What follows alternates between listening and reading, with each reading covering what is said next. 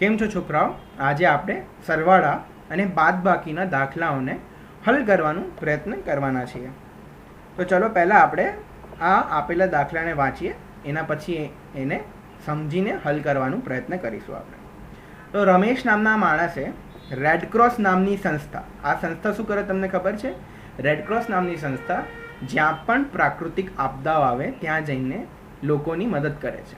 તો આ રેડક્રોસ નામની સંસ્થાને રમેશે 15 રૂપિયા દાનમાં આપ્યા, બરાબર? દાન આપ્યા પછી એના પાસે 68 રૂપિયા એટલે 68 રૂપિયા એના પાસે બેંકમાં હજી વધ્યા છે. તો પ્રશ્નમાં હવે એવું પૂછ્યું છે કે દાન આપવા પહેલાં એના પાસે કેટલા રૂપિયા હતા? દાન આપવા પહેલાં એના પાસે કેટલા રૂપિયા હતા? તો એને આપણે હવે રકમ સરખી રીતના લખીને જોઈએ. એણે 15 રૂપિયા રેડક્રોસ નામની સંસ્થાને દાનમાં આપ્યા, બરાબર? રેડક્રોસ નામની સંસ્થાનો ચિહ્ન હોય છે આવો, બરાબર? એણે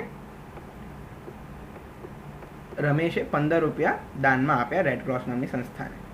બેંકમાં એના પાસે, બેંક આવી મોટી હોય છે ને, ચલો આપણે દોરી લઈએ થોડું. બેંકમાં એના પાસે હજી 68 રૂપિયા છે. તો એના પાસે કુલ કેટલા પૈસા પહેલાં હતા? હવે આ ચિત્ર સારો નથી, આપણે સરખો ચિત્ર જોઈએ. દેખાયો તમને? એણે 15 રૂપિયા દાનમાં આપ્યા રેડક્રોસ નામની સંસ્થાને, બરાબર? એના પાસે 68 રૂપિયા હજી બેંકમાં છે. તો એના પાસે કુલ કેટલા પૈસા હતા? એના પાસે કેટલા રૂપિયા હતા પહેલાં? હા, તો હવે એમાં શું કરવું પડશે? સરવાળો કરવો પડશે. કઈ રકમનો સરવાળો? 68 અને 15નો સરવાળો, બરાબર. કેમ કરવો પડશે? કારણ કે એના પાસે 15 રૂપિયા હતા ને 68 રૂપિયા પણ હતા. બેંકમાં પહેલાં એના પાસે કેટલા હશે? 68 ને 15. એમાંથી એને 15 રેડક્રોસ નામની સંસ્થાને આપી દીધા, એટલે બંનેનો સરવાળો કરવો પડશે આપણને. તો આપણે સરવાળો કરીએ. તો એકમની સ્થાન પર શું છે? એકમની સ્થાન પર 8 અને 5 છે. આ બંનેનો આપણો સરવાળો કરીશું તો કેટલું મળશે આપણને? 13 મળશે, બરાબર? 13 મળશે. તો એ 13માંથી 3 એકમના સ્થાન પર જશે ને 1 દશકના સ્થાન પર જશે. હવે 6 અને 1નો સરવાળો કેટલો થાય? 7. ને 7 અને 1નો સરવાળો કેટલો થાય? 8. તો એના પાસે કુલ કેટલા રૂપિયા હતા બેંકમાં? એના પાસે કુલ બેંકમાં દાન આપવા પહેલાં 83 રૂપિયા હતા. 83 રૂપિયા એટલે અંગ્રેજીમાં 83.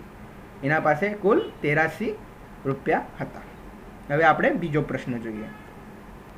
હવે આ પ્રશ્નમાં એવું કીધું છે કે સ્નેહલના પપ્પા એ બહુ કંજૂસ માણસ છે. સ્નેહલના પપ્પા એ બહુ કંજૂસ માણસ છે, બરાબર? એ બજાર ગયા ખરીદી કરવા માટે અને એ સિંગદાણા ખરીદી લાવ્યા. હવે સિંગદાણાની ખરીદી કરીને લાવ્યા. હવે એમને વિચાર્યું કે હું 22 સિંગદાણા શિયાળા માટે મૂકી રાખું અને અત્યારે હું 19 સિંગદાણા ખાઈ લઉં. તો પ્રશ્નમાં એવું પૂછ્યું છે કે સ્નેહલના પપ્પાએ બજારમાંથી કુલ કેટલા સિંગદાણાની ખરીદી કરી હતી? એમને બજારમાંથી સિંગદાણાની કુલ કેટલી ખરીદી કરી હતી? તો હવે આનું આપણે ચિત્ર દોરીને, જો આવો કોઈ પણ દાખલો હોય તો હું તમને કહું છું એવું કે તમે પોતે એક ચિત્ર દોરો અને એના પછી એને હલ કરવાનો પ્રયત્ન કર્યો. તો એમના પાસે કેટલા સિંગદાણા છે? 22 સિંગદાણા છે. એટલે આપણે એવું કહી શકીએ છીએ 10 ને 10 ને 2. હવે 10 ને 10નો સરવાળો કેટલો થાય? 20. ને 2 એમાં ઉમેરીએ તો કેટલા થયા? 22. એના પાસે 22 સિંગદાણા છે. એમને અત્યારે 22 સિંગદાણા એમને શિયાળા માટે બચાવી લીધા છે, શિયાળા માટે મૂકી રાખ્યા છે. ને અત્યારે એમને 10, બરાબર? 10 અને 1 2 3 4 5 6 7 8 9 એટલે 10માં 9 ઉમેરીએ તો કેટલા થાય? 19. અત્યારે એમને 19 ખાઈ લીધા છે. તો એમના પાસે કુલ કેટલા સિંગદાણા હતા? એમને કુલ કેટલા સિંગદાણાની ખરીદી કરી હતી? 22 એમને શિયાળા માટે મૂક્યા અને 19 એમને ખાઈ લીધા. તો આ બંનેનો આપણે શું કરીએ? સરવાળો કરીએ તો આપણને ખબર પડી જશે કે એમણે કુલ કેટલા સિંગદાણાની ખરીદી કરી હતી. તો આપણે 22 અને 19નો સરવાળો હવે કરીને જોઈએ. બરાબર. તો 2 અને 9નો સરવાળો કેટલો થાય? 11. આ કયો સ્થાન છે? એકમનો, એટલે 11માંથી 1 આવશે એકમના સ્થાન પર ને દશકના સ્થાન પર ફરીથી 1 જશે અહીંયા. હવે 2 અને 1નો સરવાળો થાય 3 ને 3 અને 1નો સરવાળો કેટલો થાય? 3 અને 1નો સરવાળો થશે 4. તો કુલ એમના પાસે 41 એટલે 41 કેટલા હતા? 41 સિંગદાણા હતા. એમને કેટલા? 41 સિંગદાણાની ખરીદી બજારથી કરી હતી. બધાને સમજણ પડી ગઈ? ફેનિલ નામના શિયાળનો મિત્ર એક ઊંચી ઇમારત પર, તો હું તમને ચિત્ર દોરીને સમજાવું. એક ઊંચી ઇમારત પર અટકાવી ગયો છે. હવે ફેનિલ એને બચાવવા માંગે છે. એનો મિત્ર અહીંયા છે અને ફેનિલ અહીંયા ઊભો છે. ફેનિલ નામનો શિયાળ. તો હવે ફેનિલ નામનો શિયાળ ઉપર ચડવાનું ચાલુ કરે છે. 41 ફીટ પર આવીને 41 ફીટ પર એટલે અહીં સુધી પહોંચી ગયો અને અહીં સુધીની લંબાઈ જે ઊંચાઈ છે એ 41 ફીટ છે. બરાબર. અહીંયા એને ભૂખ લાગી. ફેનિલ નામના શિયાળને ભૂખ લાગી અને એ પોતાનું એપલ ખાવા માંડ્યો. વચ્ચે અહીંયા આરામ કરવા માટે ઊભો રહ્યો અને પોતાનો એપલ ખાવા માંડ્યો. એનો ફ્રેન્ડ જે છે, એનો જે મિત્ર છે એ જ્યાં અટકાવ્યો છે એ જગ્યાની ઊંચાઈ છે 63 ફીટ એટલે 63 ફીટ. અંગ્રેજીમાં 63 ફીટ, 63 ફીટ પર અટકાવ્યો છે. તો આ જગ્યાથી ફેનિલને હજી કેટલું ઊંચું ચડવાનું છે? આ જગ્યાથી જ્યાં ફેનિલ અત્યારે પોતાનું એપલ ખાઈ રહ્યો છે એ જગ્યાથી એને અહીં સુધી પહોંચવા માટે કેટલી ઊંચાઈ હજી ચડવી છે? એને અહીં સુધી પહોંચવા માટે 63 ફીટ એટલે 63 ફીટ ઊંચું ચડવાનું હતું. એને હજી સુધી 41 ફીટ ચઢી લીધું છે. તો હવે એને કેટલું હજી ચડવાનું છે? તો આનું આપણે એક સારો એવો ચિત્ર જોઈએ. બધાને ચિત્ર દેખાય છે? દેખાય છે ને? તો અહીંયા આ ફેનિલ અટકાવ્યો છે, અહીંયા એનો મિત્ર અટકાવ્યો છે. તો અહીં સુધીની જે ઊંચાઈ છે જ્યાં એનો મિત્ર અટકાવ્યો છે એ પૂર્ણ ઊંચાઈ છે નીચેથી 63 ફીટ. અહીંથી બરાબર, અહીંથી આ જગ્યાથી 63 ફીટ ઊંચાઈ પર છે.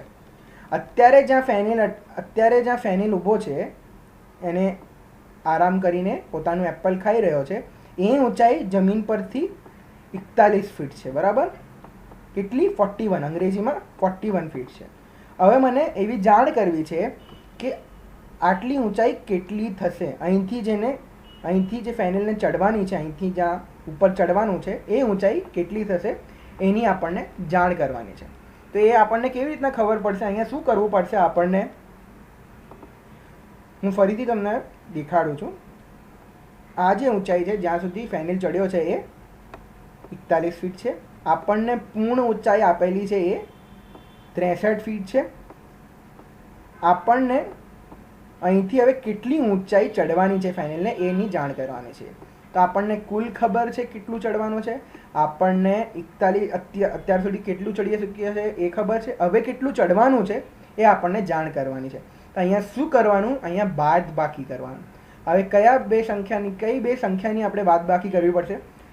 63 ને 41માં 63નું બાદબાકી આપણે 41 વખતે કરીશું તો આપણને આ કેટલી લંબાઈ, કેટલી ઊંચાઈ હજી એને ચડવાની છે એની જાણ ખબર પડી જશે. કારણ કે હું જો અહીંથી એટલું કાપી દઉં, 41 આમાંથી એટલું કાપી દઉં એનો મતલબ બાદબાકી કરી દઉં 63માંથી, તો મને ખબર પડી જશે કે આ ઊંચાઈ કેટલી છે. તો આપણે હવે 41નું બાદબાકી કરીએ 63માંથી.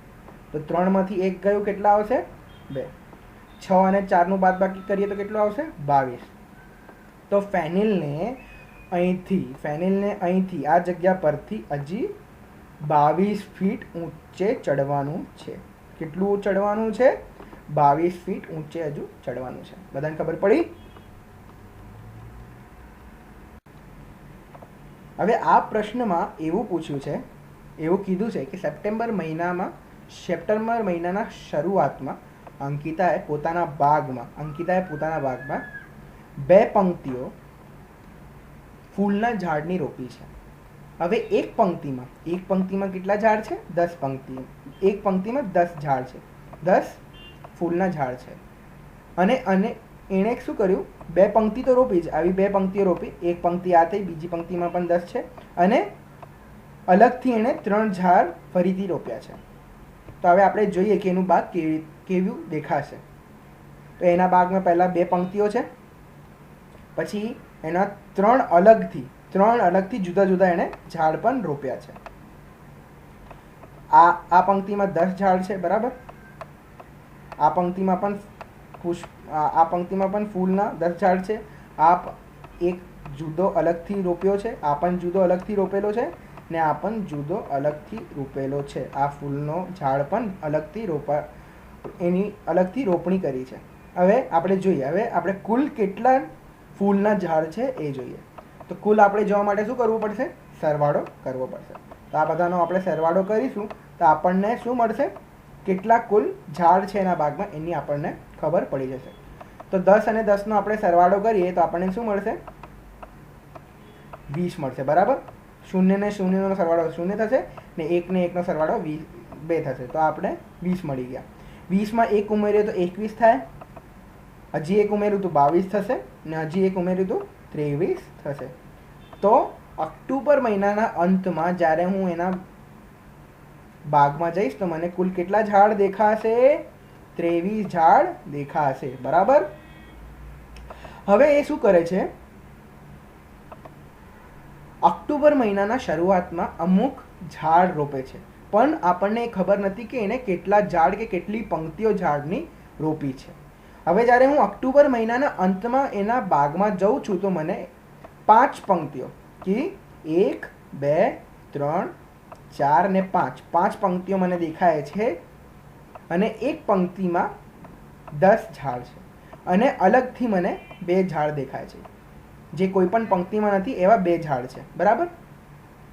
તો હવે આપણને જાણ કરવી છે અત્યારે એના બાગમાં કુલ કેટલા ઝાડ છે. તો આપણે શું કરવું પડશે એની જાણ કરવા માટે? બધાને ખબર હોવી જોઈએ. શું કરીશું? આ બધાનું આપણે શું કરીશું? સરવાળો કરીશું, બરાબર. ખબર પડી બધાને? આ બધાનું આપણે સરવાળો કરીશું. તો 10માં 10 ઉમેર્યું તો કેટલા થાય? આ 10માં 10 ઉમેરીશ તો કેટલું થશે? 20 થશે, બરાબર. આ 20માં ફરી હું 10 ઉમેર્યું તો કેટલું થશે? 30 થશે, બરાબર. આ 30માં મેં ફરીથી 10 ઉમેર્યા તો હવે કેટલા થશે? 40 થશે. તમે બધા કરતા જજો, હા, નોટમાં કરો, તમને સમજણ પડશે કેવી રીતના આવે છે.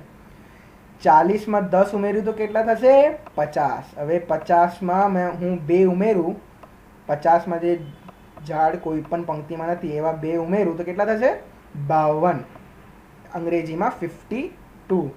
તો કુલ ઓક્ટોબર મહિનાના અંતમાં એના બાગમાં કુલ 52 ઝાડ છે. તો હવે આપણને જાણ કરવી છે કે ઓક્ટોબર મહિનાના શરૂઆતમાં એણે કેટલા ઝાડ રોપ્યા. આપણને ખબર છે કે સપ્ટેમ્બર મહિનાના અંતમાં એના પાસે કેટલા ઝાડ હતા બાગમાં? 23 હતા, બરાબર. ને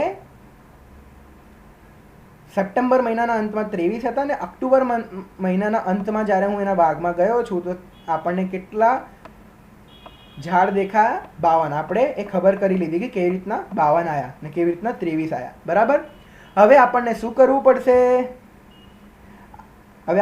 કરવું પડશે?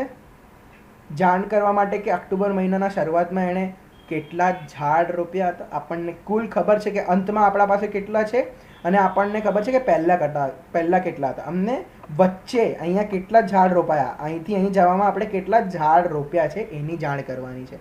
આ કરવા માટે આપણને શું કરવું હોય છે? બાદબાકી. તો આ બાદબાકીનું તો ચિહ્ન નથી, મેં ગલત મૂક્યું છે, તો મને હવે સરખું કરવા દો. આ સરખો ચિહ્ન નથી, હું હવે સરખો ચિહ્ન લગાવું છું બાદબાકીનો, બરાબર. હવે 2 3 કરતાં નાનું છે તો આપણે શું કરીશું? અહીંથી 1 ઉમેરીશું. ને આપણે તો 2 થઈ જશે 12, બરાબર. અહીંથી કેટલા ઉમેર્યા? 1 નથી ઉમેર્યા, એ ખબર પડી હશે તમને. મેડમે તમને શીખવાડ્યું હશે કે આ અહીંથી મેં 10 ઉમેર્યા, તો હવે કેટલું થઈ ગયું 12. 12માંથી 3 જશે તો કેટલા મળશે આપણને? 12 અને 3નું બાદ બાકી 9. અને અહીંયા કેટલા થઈ જશે? 4. બરાબર. દશકના સ્થાન પર શું થશે હવે? 40. ને બરાબર સમજણ પડે છે ને બધાને? અહીંયા 4 આવી ગયું. 4 ને 2નું બાદ બાકી શું થશે?